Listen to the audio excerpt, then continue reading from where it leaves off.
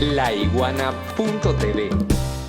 Bueno, muchísimas gracias, Cristian, y feliz tarde ya para todos y para todas. Yo quisiera estructurar estas palabras en relación a 3 fases progresivas de la guerra que se está dando en estos momentos contra Venezuela, particularmente, pero estoy seguro que esto también vale para varios países de nuestra América. Primero, quiero hablar de la guerra cognitiva, después quiero hablar de la guerra simbólica y más tarde quiero hablar de la guerra fáctica. Son 3 momentos que en algunos casos coinciden o que en otros son alevosamente pensados en fases y tiempos diferentes. La guerra multiforme a la cual estamos sometidos hoy día, hablando de la guerra cognitiva, tiene su epicentro en la guerra comunicacional. Entenderlo quiere decir entender los mecanismos de respuestas más adecuados para hacerle frente. A su vez, el epicentro de la guerra comunicacional está situado en la llamada guerra digital, que sin duda alguna se ha convertido en un desafío no solo tecnológico, sino más aún antropológico y humano. Sería pues una ingenuidad tratar de resolver o siquiera abordar la comunicación digital únicamente desde una perspectiva tecnológica. Si bien es cierto que la ingeniería está detrás de la comunicación digital, es la conditio sine qua non para su funcionamiento, no es ahí que se sustenta el proyecto colosal y a la vez peligroso que caracteriza la guerra cognitiva. La verdad es que tras la comunicación digital, su preocupante proyecto holístico, se encuentra la voluntad velada de un proyecto aún mayor, una dictadura sobre el espíritu mismo del ser humano, de la sociedad toda. De aquí el error cada vez más frecuente de querer abordar la comunicación digital en mucha de la bibliografía existente, incluso en foros y conferencias globales, casi exclusivamente desde un punto de vista algorítmico, matemático, de ingeniería. Craso error. Estos son solo medios y no el fin último del proyecto hegemonizante que cada vez más muestra sus ínfulas políticas, geopolíticas, sociales y hasta psicológicas. Se debe partir del algoritmo como fenómeno matemático, sí, pero únicamente para superarlo dialécticamente en un segundo momento, entendiendo al ser humano y la sociedad que quiere moldear a través de sus límites y condicionamientos abstractos. Amigos y amigas, el algoritmo es, en conclusión, una barrera, una imposición. La pregunta que hemos de hacernos entonces debería ser en relación a eso que quiere limitar el algoritmo con su accionar matemático, sobre lo que quiere imponer con su fórmula invisible para el ojo común. Es precisamente en este momento que nos encontramos con la imposición de una cosmovisión colonial e imperial por parte de un norte que por fin encontró el método comunicacional para crear una prisión virtual cuasi perfecta donde encerrar los espíritus de todos los hombres y mujeres del mundo. La comunicación digital y el brazo armado virtual de su algoritmo pudo por fin encerrar a la humanidad y al sur en la oscura caverna de Platón, donde solo se ven las sombras de su visión del mundo colonizador, eurocéntrico y racista. El tan cacareado fin de la historia de Fukuyama sería ahora un fin de la historia virtual. Y lo más irónico de todo este proceso de esclavitud humana es que ha sido planteado y vendido en nombre de una supuesta libertad del individuo y de las sociedades. Y lo más sarcástico de toda esta confección a este sometimiento voluntario, como lo planteó en su momento de la Boétie, es que compramos esta dictadura de las almas en nombre del entretenimiento y la libertad de expresión e información. En fin, la comunicación digital creó un embudo a través del cual pasa todo lo que decimos como seres humanos, es decir, pues, todo lo que somos. No solo entretenimiento e información pasa por ese embudo, sino incluso lazos familiares, de amistad, asuntos laborales, tareas escolares, proyectos políticos, deseos sexuales, compra y venta de insumos, salud, deporte y cualquier otro rubro cotidiano imaginable. El embudo colosal de todo lo que concierne al ser humano. La pregunta es, pues, ¿quién escoge lo que pasa o lo que no pasa por dicho embudo digital? La respuesta es el algoritmo. La pregunta es, ¿quién diseña dicho algoritmo? La respuesta es un puñado de empresas de tecnología que en su gran mayoría se encuentran en un valle de California, Silicon Valley. La pregunta es, ¿quién controla Silicon Valley? ¿Quién controla ese puñado de empresas? La respuesta es los Estados Unidos de América y sus poderes fácticos. La pregunta es, ¿por qué, cuándo y cómo? La respuesta está en manos de nosotros, de nuestras investigaciones, de nuestras reflexiones y de nuestros diálogos. Segundo momento de la guerra simbólica, momento que no es temporal, momento que es asimétrico, la guerra simbólica. Y en esto quiero tomar como paradigma fundamental la República Bolivariana de Venezuela, porque, amigos y amigas, se está tratando de crear una para Venezuela, con sede en Miami, en Bogotá o en Madrid. Luis Brito García siempre repite, ¿dónde están esas cuentas raras según las cuales 6, 7 millones de venezolanos están fuera del país? Casi nos hacen pensar a través del algoritmo que los que estamos en Venezuela somos una minoría. Y prácticamente el algoritmo nos hace pensar que somos los que estamos aquí una entelequia y que la verdadera Venezuela, la para Venezuela, se encuentra en las redes sociales y en Miami. Quiero reflexionar sobre este segundo punto. Estamos asistiendo a la peligrosa y de cierta manera silenciosa creación de una para Venezuela. Podemos decir lo mismo estrictamente de Cuba. O país paralelo en el cual la inmensa mayoría de venezolanos y venezolanas que hacen vida en nuestro soberano territorio son dibujados paulatinamente con la intención de hacerlos desaparecer simbólicamente como pueblo. Esta peligrosa operación intenta hacer del venezolano y la venezolana que reside dentro de las fronteras de la patria una especie de holograma, desprovisto de sustancia, no solo física, sino más aún moral. Intentan desde laboratorios coloniales borrar nuestro arduo trabajo cotidiano, nuestra fuerza, nuestra identidad. Se trata de una operación llevada a cabo desde la poderosa industria cultural estadounidense con sus tentáculos mayameros, que ejerce una agresiva ascendencia sobre Latinoamérica y el Caribe. Es la misma industria que a imagen y semejanza de Hollywood para el mundo impone modelos de identidad, moda y cultura confeccionados para lo que ellos consideran su patio trasero, América Latina y el Caribe. Desde esas instancias, ya desde hace varias décadas, a través de fenómenos como la arrolladora industria, entre comillas, cultural mayamera de Emilio Estefan y su emporio discográfico, se decidía en los años 70, 80, 90 qué tipo de música se debía escuchar en América Latina y el Caribe, cómo se debía vestir su gente y hasta qué habría de comer su pueblo para estar, entre comillas, a la moda. Hoy día todo ello toma un impacto y amplitud mayor a causa de la emergencia de las llamadas redes sociales, que han exponenciado estas prácticas socioculturales a la enésima potencia. El fenómeno del emporio musical de Emilio Estefan ante esta nueva arremetida digital 3.0 ha quedado arcaica. Ahora es Silicon Valley en Los Ángeles y su dictatorial hegemonía mediática quien impone una especie de nueva identidad cultural planetaria de la cual Latinoamérica y el Caribe son blancos prioritarios.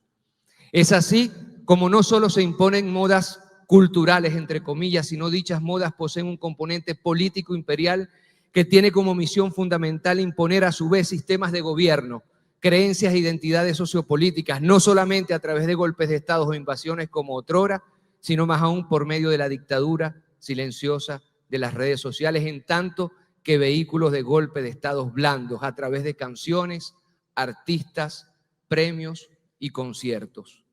Por medio precisamente de estos muy poderosos emporios comunicacionales y culturales, entre comillas, fue que instancias como el Departamento de Estado de los Estados Unidos disparó a discreción contra el pueblo venezolano para posicionar a través de influencer y un arsenal de propaganda cultural nunca antes visto en Venezuela la idea de que el ciudadano medio venezolano estaba viviendo dentro de las fronteras de una patria fallida, ya no solo de un Estado fallido, de una patria fallida, y había que huir cuanto antes. Empujaron a miles, a millones de venezolanos fuera de nuestras fronteras. Claro está, la industria cultural que ejecutó este plan solo actuó una vez creadas las condiciones materiales contra Venezuela a través de un bloqueo económico, financiero, diplomático y comunicacional. Primero fue el bloqueo material, después el psicológico, simbólico y sentimental contra la autoestima e identidad del venezolano. Recomiendo textos de Luis Brito García precisamente sobre la identidad del venezolano. Fue así que comenzó a tejerse una especie de república paralela con la creación en el primer gobierno de Trump de una presidencia paralela a través del inefable Juan Guaidó. Una Asamblea Nacional paralela, la fenecida del 2015, que todavía los Estados Unidos reconocen como Asamblea supuestamente nacional. Un Tribunal Supremo de Justicia paralelo y a partir de las elecciones presidenciales del 28 de julio del 2024, incluso un Consejo Nacional Electoral paralelo por vía de la empresa privada Súmate, propiedad de María Corina Machado, quien por medio de una página web fraudulenta quiso imponer resultados electorales, también ellos paralelos. Es importante entender los pasos de dicho intento de construcción entonces de una para-Venezuela. Como lo he mencionado, primero dijeron desde el exterior por medio de estas agresivas campañas culturales que Venezuela no era viable socialmente y había que huir. Después, extrañamente, comenzaron a hablar maravillas de su flora y fauna desde afuera, sus playas, montañas y selva. Más tarde se montaron en la ola de Venezuela se arregló, pero solo para rematar diciendo que se arregló gracias a las supuestas remesas que venían del exterior. Económicamente no tiene sentido decir que la economía venezolana depende de remesas, por cierto. Ahora simplemente, en la última fase, venden la idea que Venezuela no son los venezolanos y venezolanas que forjan la patria cada día con el arduo trabajo de pescadores, agricultores, obreros, estudiantes, amas de casa, etcétera, sino que la patria sería una especie de sucursal de Miami, Madrid o Bogotá. Lo repito, en esta guerra simbólica la patria sería una sucursal de Miami, Madrid o Bogotá. Faltaba pues dar la estocada final e institucionalizar ahora una nación paralela. Era pues el turno de la poderosa industria cultural musical a través de sus dictatoriales designios del algoritmo. Comenzaron a surgir entonces fenómenos culturales de una gran viralidad como el tema musical que tiene como título Venezuela en el 2000, que fue archiviral a nivel planetario. Ellos pintaban que Venezuela en el 2000 era un paraíso y que después lo que tú decías de Cuba en los años 50. Cometieron un error que pusieron a cantar la canción a una cantante que en el 2000 no había nacido. Y también que en el 2000 llegó la revolución bolivariana. Es decir, que todo lo que están describiendo nació precisamente en esa época. Pero no importa, a ellos no les importa. La cronología no les importa, les importan solamente los símbolos impuestos. Y después surgió otro tema musical llamado veneca. Veneca es un apelativo denigrante, despectivo que se hace contra los venezolanos y ellos pusieron de moda que los venezolanos al inicio en Miami bailaran la canción y cantaran la canción veneca como si fuera un realce de la propia dignidad. Nosotros hicimos una campaña muy fuerte aquí en Venezuela diciendo que nosotros no somos venecos ni venecas, sino venezolanos y venezolanas. Confeccionaron así milimétricamente desde Miami a través de estos temas evocar en primer caso una Venezuela idílica destruida por el chavismo y en el segundo con el tema musical veneca una nueva identidad a partir de la cual los compatriotas, comenzando por los que están afuera de nuestras fronteras, no serían venezolanos y venezolanas, sino venecos y venecas. De pronto estos artistas, entre comillas, comienzan a ganar premios financiados por la poderosa industria cultural y de propaganda estadounidense como los Grammy, dar conciertos en las principales capitales del mundo y ser aupados por el algoritmo de las redes sociales de Silicon Valley. Ahora de lo que se trata es de exportar dicho modelo cultural de una para Venezuela e imponerlo incluso a la mayoría de los venezolanos y venezolanas que vivimos adentro del país y pensar que Venezuela es lo que está afuera, no lo que está dentro. Estar en Venezuela entonces sería una especie de vergüenza, o en el mejor de los casos estar en Venezuela ya es de modé. De ahora en adelante no seríamos pues venezolanos y venezolanas, sino venecos y venecas con ansias de salir lo más rápido posible de nuestras fronteras. Olvidan, claro está, que la Venezuela del 2000, como lo mencioné poco hace, que ellos idílicamente evocan, es la Venezuela de Chávez, a la cual los mismos creadores de estas campañas se oponían. Quizás ni siquiera lo olvidan y simplemente quieren reescribir la historia a través de la industria cultural y del algoritmo. Olvidan también que el apelativo veneco y veneca posee una carga semántica despectiva contra nuestro gentilicio.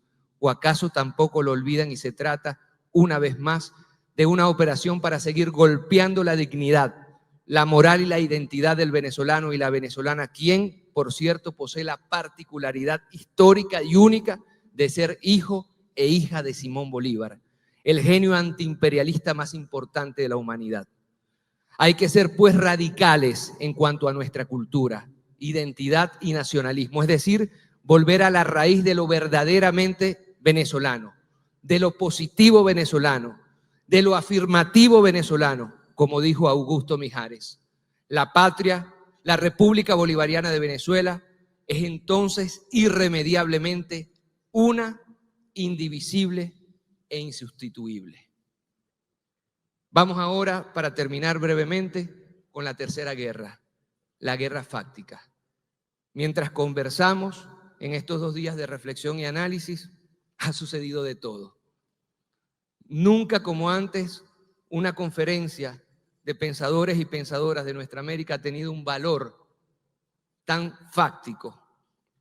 Anoche, mientras estábamos con los compañeros Abel, Grofogel y Paula, supimos de la noticia de un comunicado del Departamento de Defensa de los Estados Unidos. Departamento de Defensa por ahora, porque dentro de poco ya se llamará, por obra y gracia de Donald Trump, de guerra, Departamento de Guerra.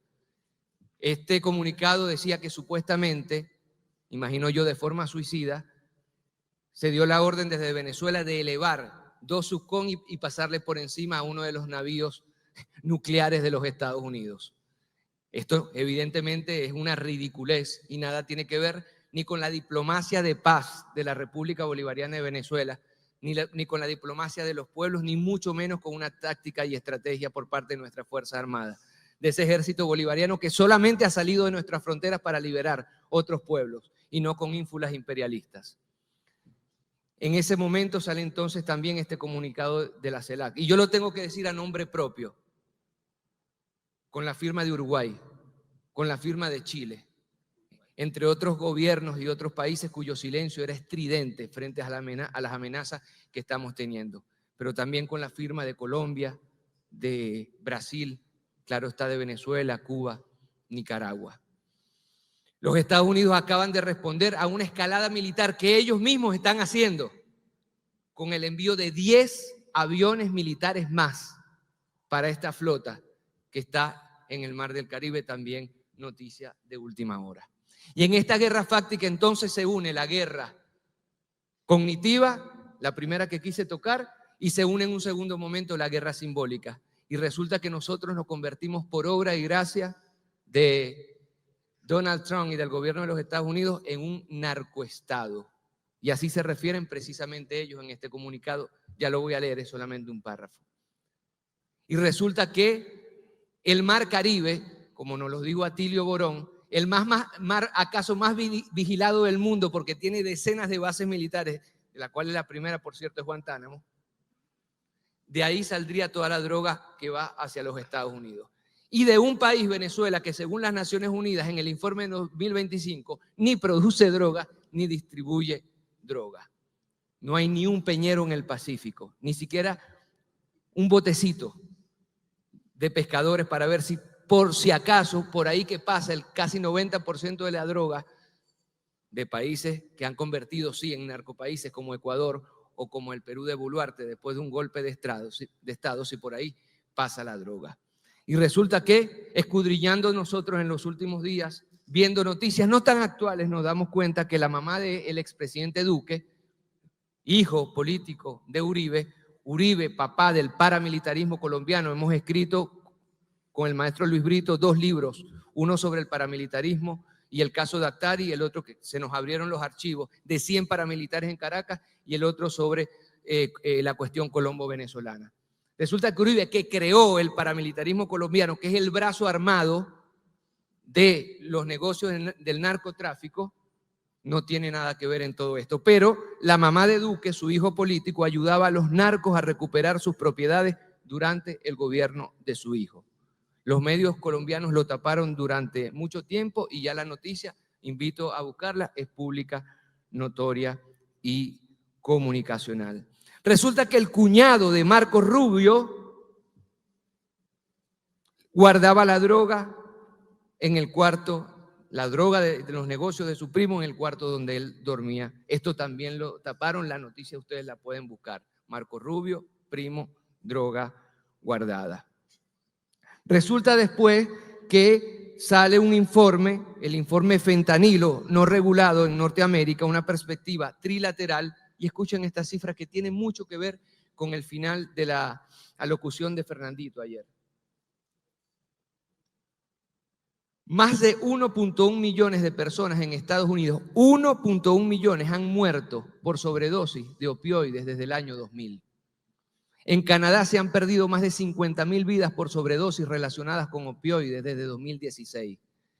Mientras tanto, en México, el homicidio, en su mayoría cometidos con armas de fuego traficadas ilegalmente, es la principal causa de muerte entre hombres de 15 y 44 años, hombres jóvenes.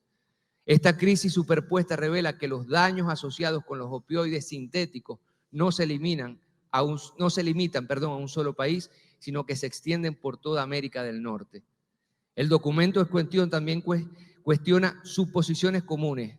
El 83.5% de las personas condenadas por tráfico de fentanilo en Estados Unidos en 2024 eran ciudadanos de los Estados Unidos.